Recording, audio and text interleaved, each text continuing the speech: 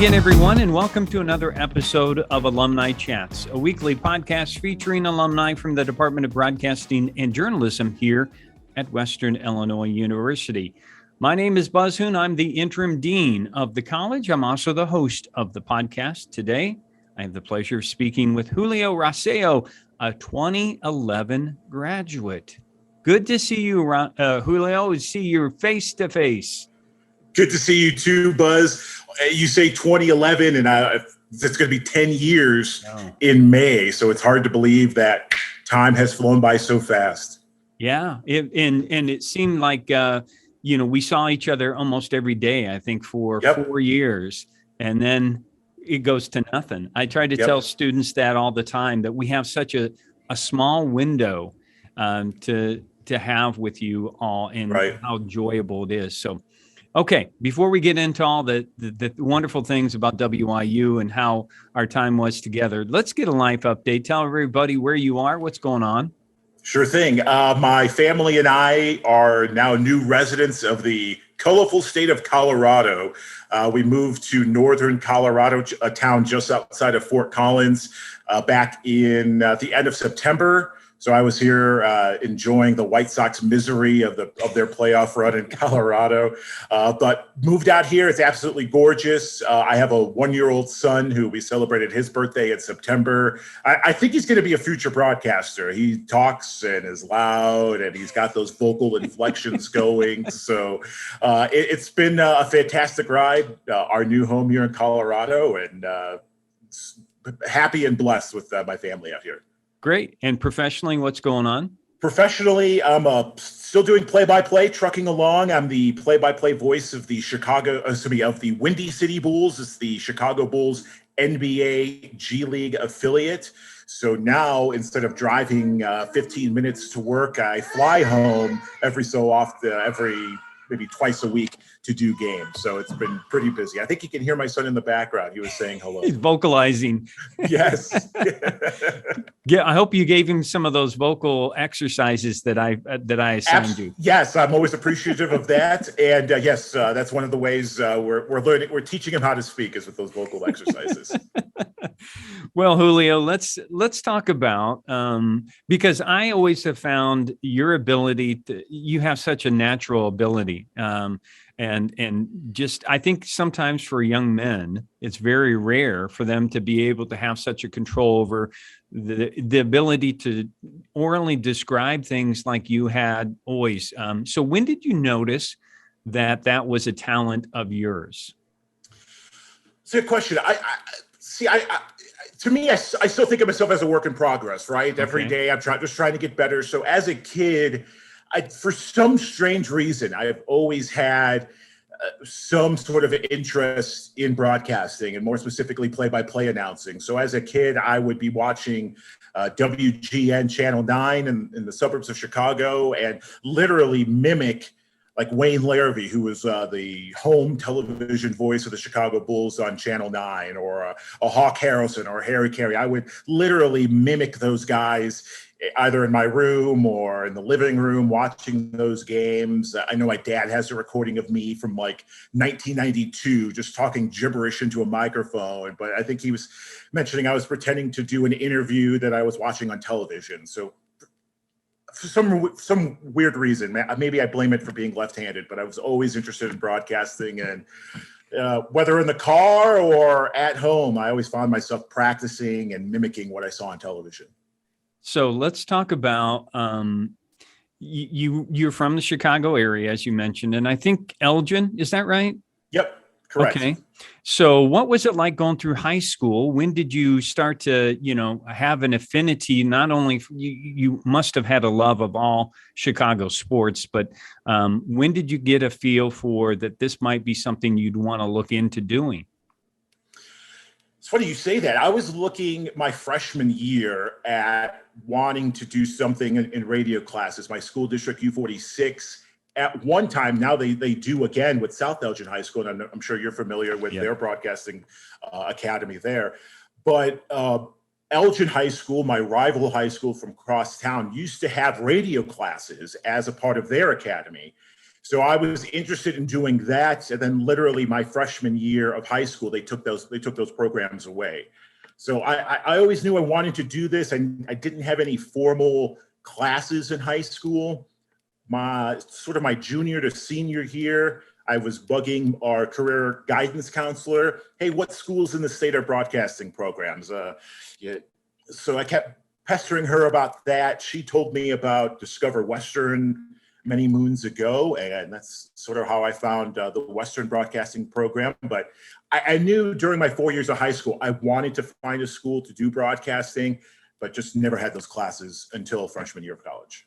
Now, an interesting side story is that I remember after you left, of course, I got to see your mom at South Elgin Academy. Just happened to see her in a WIU sweatshirt, and we had a conversation. And it turns out she is your mom. Yes. So let's talk about the support of your parents and how they helped form you into who you are.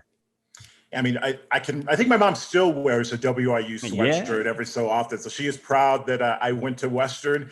And my parents support huge. Ever since I was a little kid, they always told me, whatever you want to do in life, go out and achieve it, strive. And I mean, my mom was a huge supporter in that. And I mean, even present day, my first job out of college a few years down the road was in Wyoming, never visited the place. She was fully supportive of that. Even though her little boy was spreading his wings and flying west, always supportive all throughout my career. And a lot of struggles in broadcasting, a lot of odds in different jobs and working 2 or 3 different jobs in this field. But I always had that support from my parents, especially my mom. And without that support, I don't think I would have been aggressive or thought outside the box the way I had. You come to WIU. When you came, Julio, what's the first memory you have of being involved in broadcasting? Because I'm sure it seems like you were a play-by-play announcer as soon as you stepped on campus, but what do you remember doing? Well, I remember that first Discover Western day, and your recruiting pitch as a coach was you can start day one in the broadcasting department. And I remember my dad came with me to that Discover Western day in the fall of 2006 or winter of 07. And we took that to heart. I know I took that to heart. And there were other programs across the state where you had to wait a couple of years or go through prerequisites, so on and so forth. So I knew Western was my choice. I knew I wanted to be aggressive and start right away. And I believe the first thing I did, maybe the first or second week of school, was the Leatherneck football pregame show on the Dog. Myself, Kyle Schasberger, and I think there were a couple other people who were doing that pregame show. And I think from that day forward, it was just doing stuff every single weekend. And then I met one of my best friends in college through Macomb High School football and Eric Woods. So that first 2 months of school, I felt like I was doing stuff in the department almost, if not every day, every other day. Yeah, you mentioned Eric Woods, and we were kind of kidding before this about how you survived Eric Woods, but it seemed like he survived me. Okay, that you guys were paired up so often, and it's kind of funny that early on that you both were doing Macomb High football, and then eventually, it seemed like for the next 4 years, you guys were always working together. Yeah, it was. I think back and I remember when both of us got the assignment to do Macomb High School football, and he sent me a message on Facebook. Hey, my name's Eric. We're going to be doing Macomb High. Let's get together. Let's meet before a game or whatever. And I think we connected after the game. He gave me a ride home in his Mustang, and we were listening to Sublime. That's his favorite band. That's one of my favorite bands growing up. And I think we just instantly clicked, and it felt like we were doing like everything together, not because, we were like, hey, I only want to work with you or vice versa. It was just happenstance. And I just think we just continued to be paired with each other. I think back our freshman year, we were doing a Macomb basketball regional, maybe I forgot what small town it was in the region, but we didn't have a camera guy. Our camera guy didn't show up for some particular reason. Maybe he was sick. So Eric and I were looking at each other. What are we going to do? Eric decides, well, I'll just jump on camera and do color commentary. You could do play-by-play.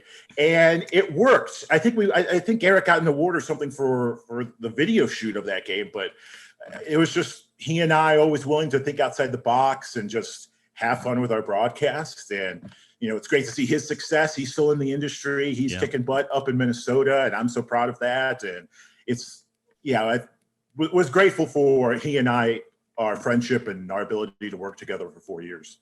And such a talented group of people that you got to spend 4 years with. You mentioned Kyle Schashberger, who's just wonderful. Who else from that program do you remember being impressed with? Adam Savzinski, even though he was a class below us, I remember he was always a hard worker. And, he and I worked together at 2 different radio stations in Chicago. Very rare to work with the same person at different stations, especially someone who went to the same college as you. But that guy's a grinder. He is doing great producing work. Still at 670 The Score in Chicago. They trust him with a lot, and he excels constantly. So grateful to work with him. I mean, the list is endless, really, with the tremendous people at Western. And again, it was you and all the other professors really encouraging us to be aggressive, to start right away. The more you put into the program, the more you're going to get out of it. And the people who are excelling as Western alums, I feel probably started from day one. So early on, and I like to reflect upon this, about how you and Eric and some of the other, you mentioned Studs and some of the other people, you all were traveling at different times with the athletic teams. You're learning to be a professional as well as a student. I mean, we always talked about you're representing the department, representing the university. How important was that to your development? Oh, it was huge. Again, from freshman year to our senior year, we were on the road. Whether I remember junior year onward, I was doing women's softball and traveling for the first time with a women's team. And that was a whole different experience than traveling with a men's team. But you learn right away, you got to be on time. That's the worst thing that could ever happen, is to show up to a football team bus the day they're leaving and you'd be late. Yeah, the football team, they don't care about the school broadcaster. They'd leave you. So super important to be early, to be prompt, to dress like a professional. And all of us did that for a 4-year period. And it was an experience that you're not going to read on a pamphlet when you're looking at a broadcast of the program. It's not going to say, oh, you're going to learn how to travel with a team. No, you learn that on your own. Obviously, your professors give you the advice of, you're not going on a road trip to party. You're going for work. You're broadcasting. And those were our trips. I mean, we'd land in a city, go to the team walkthrough, eat with the team, go to the hotel. You really don't have time to go out and have fun. And I think it was just a great experience getting to go to different places across the country and traveling. And for a kid that never traveled, to then travel to Las Vegas, to Fargo, North Dakota, to Auburn, Alabama, Cedar City, Utah, and all points in between. I mean, it was an experience of a lifetime. What are some of your favorite memories? I know one of them, which we discussed a little bit in our email conversations, was broadcasting in the Metrodome. Yes. In Minneapolis. Yep. So talk about some of your memories. Yeah, that was a blast. I remember you had come up to me and asked, hey, would you be interested in doing softball announcing? Never watched a sport in my life. I said, absolutely, I'd love to do it. And I grew up after those 2 years, I loved softball. This past Olympics in the summer, I was watching every women's softball game. And getting to be in the Metrodome, there was a tournament. That's the Metrodome's the old Minnesota Twins and Vikings stadium. It was unbelievable. I grew up watching games on television at the Metrodome, and to actually be inside, and even though it was empty, it was still cool. I'm like, wow, I'm in literally the Minnesota Twins radio booth calling Western Illinois women's softball. It was an unbelievable experience. And then that same year, that experience was 10 years ago. Coincidentally, it was the same night of the Vancouver Winter Olympic Games, the opening ceremonies. And in a couple of months, we're going to have the next Winter Olympics opening ceremony. So thinking back, like, wow, 10 years ago, that's hard to believe it flew by. I mean, traveling to Purdue, I had a friend that worked on was a manager on the basketball team. So actually going and meeting him and some of his basketball teammates was a blast. Going out west for the first time, I mentioned I moved out to Colorado. The first time I went west of the Mississippi, was with Western Illinois, and going to Las Vegas and going to Southern Utah. And that's memories I'll never forget. I mean, there's so many to think of, but times in the classroom. I mean, I think back maybe less than 20 people in our class, maybe even less than that, maybe 15 or so. But I always remember those classes and, spending time with my fellow student body, and just endless memories.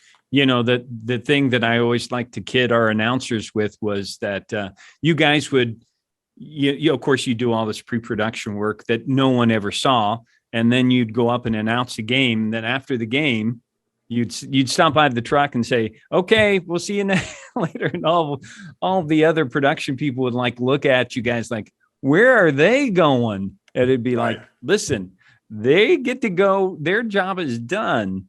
And it's just kind of funny because production people and announcing, just how divergent those responsibilities can be within a sports production. Mm-hmm.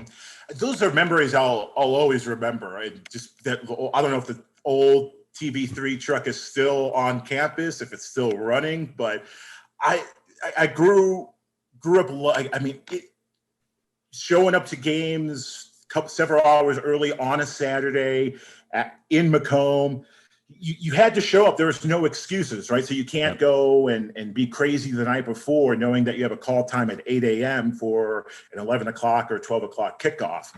So being at those games, working with everybody, years later, knowing how important that was, and still with my Windy City days, like I'll still stick around after a broadcast and I'll help around. I did that at Western, and I still feel that's something, even though people are like, "Hey, what are you doing? Get out of here. Your work is done." Like I love that camaraderie. Yeah. And for us students to be able to, from start to finish, put a production on live on television was fantastic. And I think now for the current students, they're doing that, but it's being broadcasted at a much larger scale with a larger audience in the Watch ESPN app. It's fantastic. So I'm kind of jealous of the current student body for their production and where that's being streamed to, but it's fantastic. Yeah, and eating pizza with Tom Durso. That's right. Oh, those are moments I cherish every day. I can't believe how much pizza we've consumed over the years. Yes. I grew after my time in Macomb, I'm like, okay, I'm not going to eat this particular brand of pizza because I consumed maybe a lifetime's worth in Macomb, but free pizza is free pizza, right? That's right. For me, I'll still eat it. Julio, one other memory that I always have is, and there was a football game, a broadcast, where you made up an incomplete. Yes. I think about that all the time too. Yeah. Tell everybody about that. Sure thing. It was Western against North Dakota State, and North Dakota State are the Pied Pipers of the Missouri Valley Football Conference, multiple consecutive national championship winning team. I mean, they are the Alabama of FCS football in terms of their success and their winning pedigree. I want to say it was maybe our sophomore or junior year, but the local NBC affiliate in Fargo picked up our TV3 feed to broadcast in Fargo. And again, it's the biggest thing in Fargo, North Dakota, the Bison. And it's like watching Packers football in Green Bay or Bears football in Chicago. People watch, they love their Bison in North Dakota. So at some point in that broadcast, I said physicalist, which is not a word. I knew in my head as soon as I spilled the words that, I don't think that's a word. That Monday, is that Monday or Tuesday? Actually, I think I was chatting with Eric Woods, coincidentally. You come up with an email and you give it to us, and we were thinking, it's someone saying, "Hey, we did a great job. We loved your broadcast." But it was a fan, a viewer in Fargo watching the game, emailing, and production, okay, but your announcer said physicalist. It's not a word. yada, yada, yada. You guys need to do better.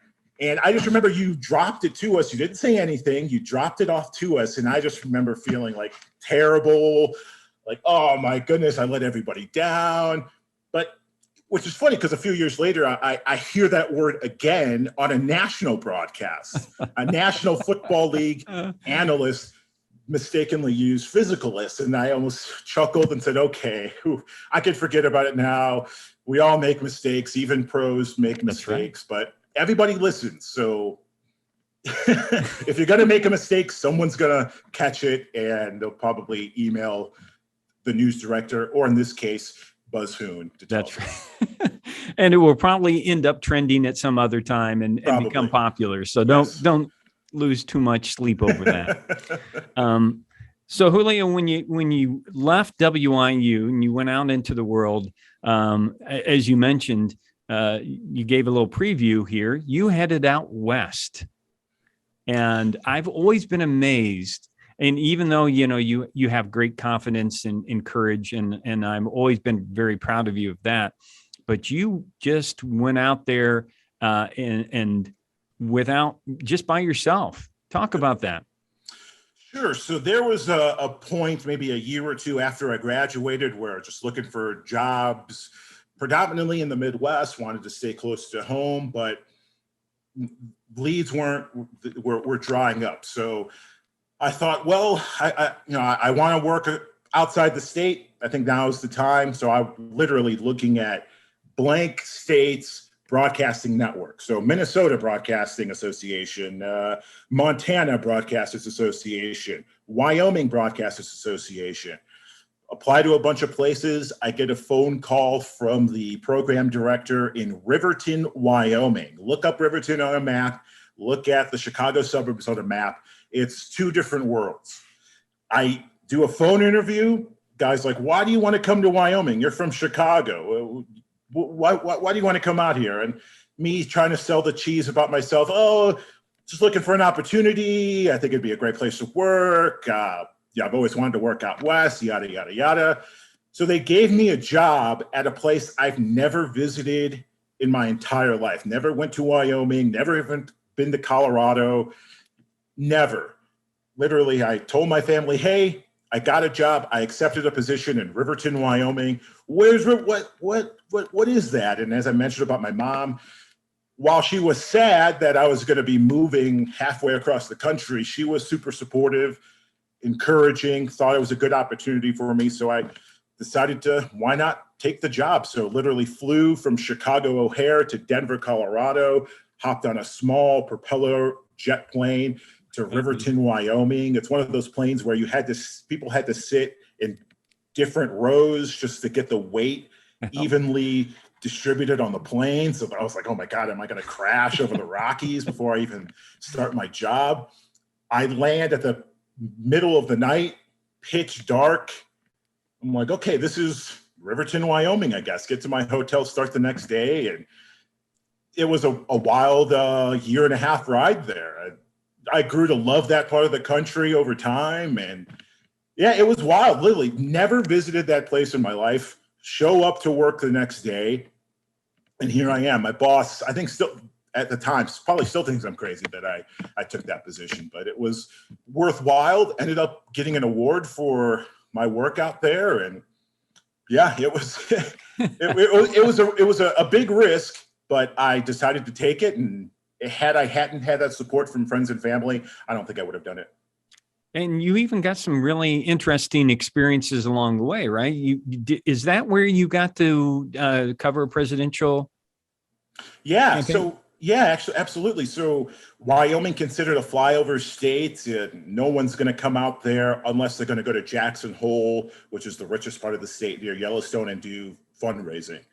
So I went up to one of my bosses and said, hey, I know you guys aren't going to pay for me to cover a presidential debate, but I'm willing to go out, pay my own way, I'll write it off in taxes. I want to cover it for the station. After some tug and pull and trying to convince them and chewing their ear off about it, they let me go. I flew out to Las Vegas and literally covered, I think it was maybe the second to last presidential debates in 2016, the Trump Clinton presidential cycle. So that was unbelievable experience covering the post-debate, pre-debate, interviewing people, interviewing political figures for the statewide radio network in Wyoming, and it was an incredible experience covering a huge national event like that for a small radio station, where you see these big networks and their lavish sets and production, and here's little old me with my recorder and microphone, and talking to Jeff Sessions and David Axelrod and all these different types of people. It was an experience. And you also got to cover NCAA basketball tournament, right? Yep. And again, it was the same thing. I had to chew my boss's ear off saying, hey, let me fly to Seattle. It's Wyoming. They're in the NCAA tournament. We don't know when they're going to come back. We need to have some representation.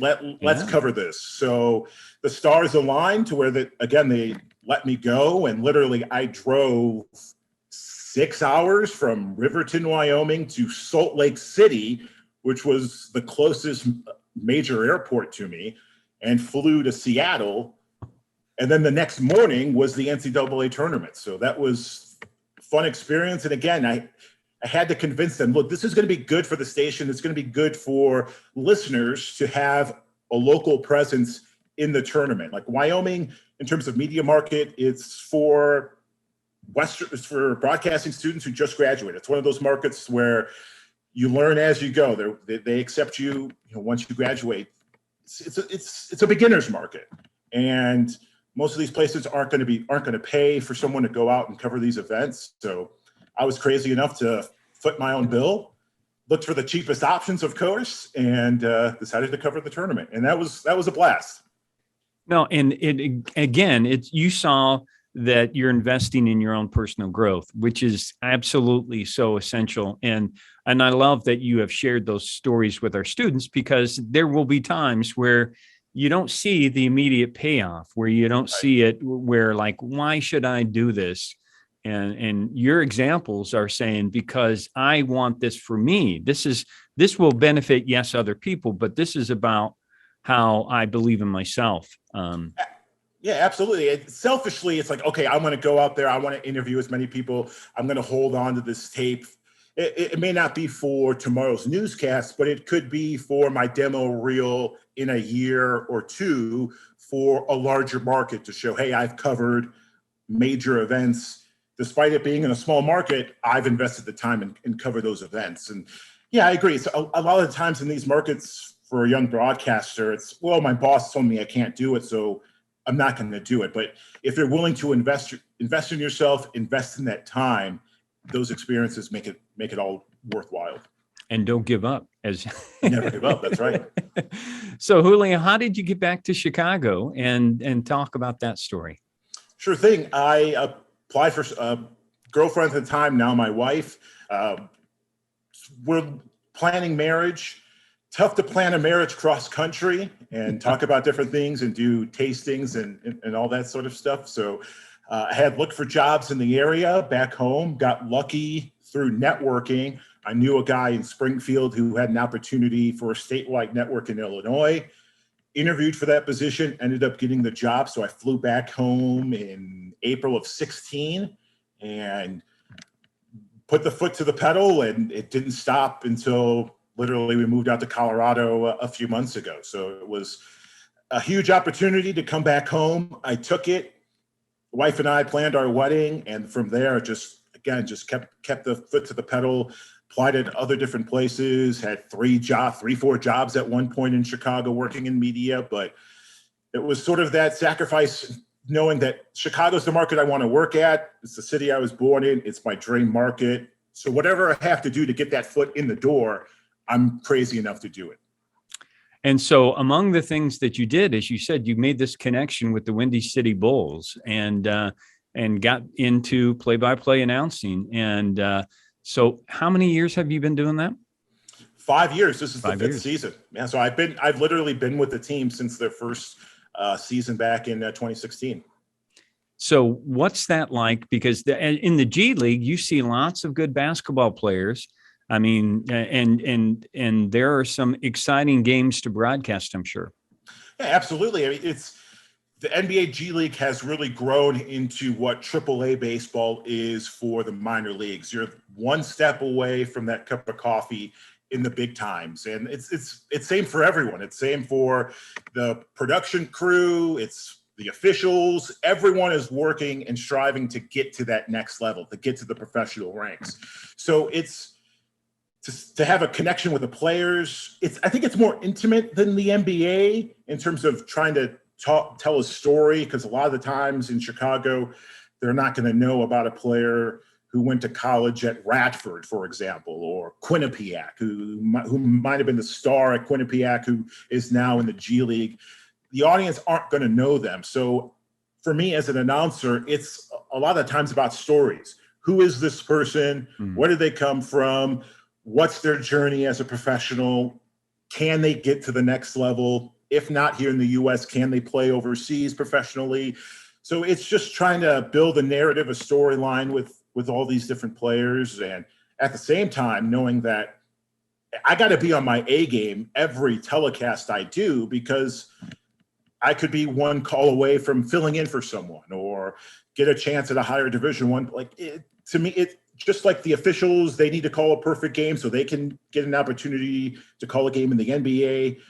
It's just more work. The more work you put in, the more you're going to get out of your broadcast, the more you're going to get out of whatever you do in the industry. And it's been fun not only to see the growth of this league too, to where now most games are streamed on ESPN Plus. Most games are on a regional cable network across the country.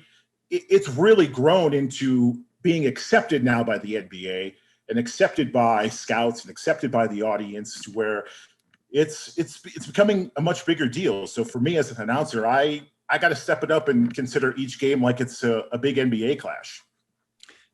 And so the question would be, Julio, what's next for you?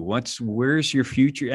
And because you're such a hard worker with such a great work ethic and have that great, as we talked about, this great confidence, what do you think's next for you? What do you want to do? Well, I think about it a lot.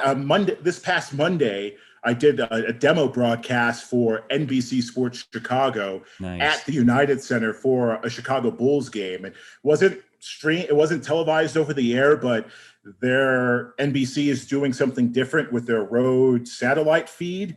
They were looking for guys to help them out during a stream test. Through my work with the Windy City Bulls, the president of programming at NBC Sports Chicago knew of me, knew I do Windy City Bulls, I think liked my work, asked to do this, and I'm just waiting for the tape. And once I get that tape back, I'm going to be super aggressive, Buzz, and I'm going to send it to NBA teams, networks, and say, hey, do you need a fill-in guy, someone for next year? I'm going to be super aggressive with this tape. But moving forward, I think I mentioned this in one of your classes about last year or so, but I want to start my own network. I have this idea. I've had this idea in my head for years to start a news, sports, and music network. And with the way digital broadcasting is, digital streaming, 10 years ago, or I'll go back to 2007 when I was a freshman in Macomb, I think YouTube was just starting. It took several hours to upload a 30-minute clip online. Now it takes, maybe depending on your processor and your computer, it could take 5 minutes. Yeah. Shorter than that.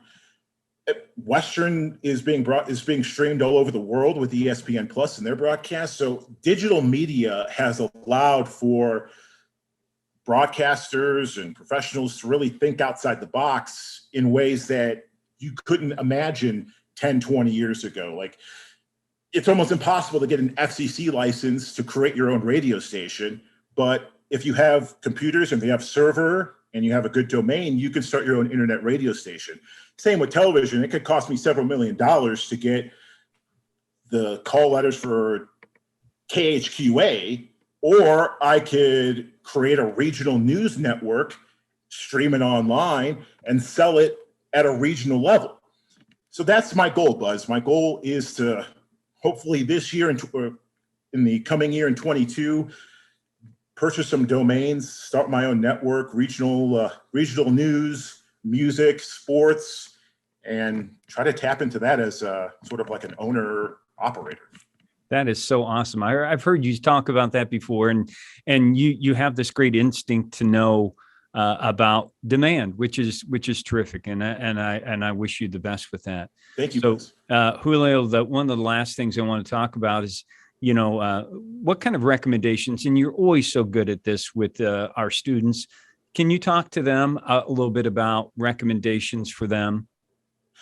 Yeah, I've got a couple. One, don't be afraid to think outside the box. And with digital media and this new spectrum that allows for more creativity, tap into that, lean into that, especially if you're a student and you've got crazy ideas for a broadcast assignment. Do it. Don't be afraid. If it fails, it fails. But go into that fear, think outside the box, and be as creative as possible. The digital landscape is allowing for creators to be as creative as they want to be. And you don't have to store your stuff on YouTube. You can go to different places, or you don't have to start at a regional station. You can do regional news on your own, but don't be afraid to think outside the box, be as creative as possible, and tap into that fear of failure, because I failed numerous times in my life. Other broadcasters have. That's a part of life, but don't be afraid to fail, because we will fail at one point. Sales. Like I know it's important to edit on Adobe Audition, and it's important to render properly on the video editing softwares, but with digital media, and if you're going to work independently, I think knowing sales and marketing might be as important as learning how to edit on Adobe Audition. And it can allow you to be not only a Swiss Army knife with your technological resources and how to edit, how to be a producer, how to shoot camera, all that different type of stuff. But if you can learn how to sell your work, it sets you up to be to be more fiscally independent, where you're getting money in, but it just allows you to be more confident in your work, knowing that, hey, I'm going to sell my work to the regional brewery in town. Like, people need to sell. People want their businesses to be heard. If you know how to sell your product, which is your work, I think it can set you up to be even more successful than a broadcaster who's just trying to work their way up from Wyoming market to Salt Lake City market to the Denver market. If you can sell your work, it could set you up to be maybe even better than those mainstream reporters.